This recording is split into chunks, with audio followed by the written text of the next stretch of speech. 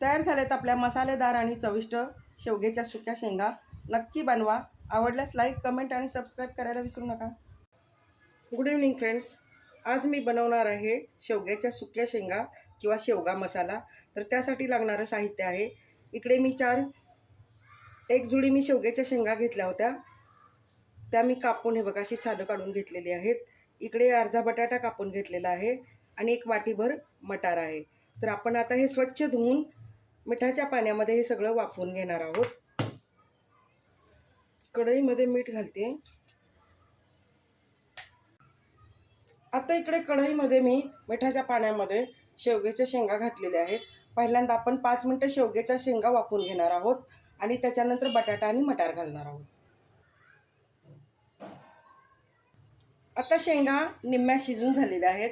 त्याच्यामध्ये घालूया आपण बटाटा आणि मटार आणि आता हे सगळं छान वाफवून घेऊया. आपण शेवग्याच्या शेंगाला फोडणी घालण्यासाठी लागणारं साहित्य बघूया.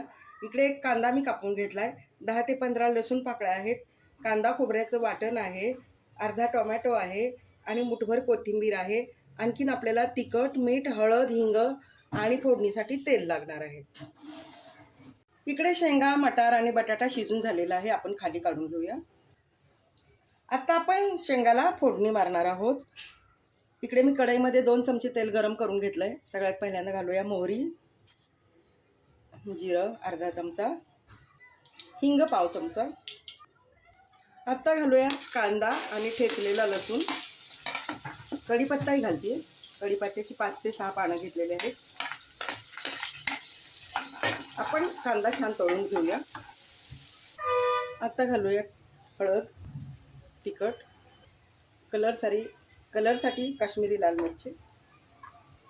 आता घालूया टोमॅटो आणि कांदा खोबऱ्याचं वाटण. छान असं तळून घेऊया. आता घालूया गरम मसाला, धना जिरा पावडर, चवीप्रमाणे मीठ घालूया. कोथिंबीर तळून घेऊया. आता आपण शिजवून घेतलेल्या शेंगा, मटार आणि बटाटा घालूया आणि ते सगळं छान मसाल्यामध्ये मिक्स करून घेऊया. अलगद हाताने करायचं, शेंगा तुटू शकतात. तयार झाला आपला शेवग्याच्या शेंगाचा मसाला. आता मी गॅस बंद करते.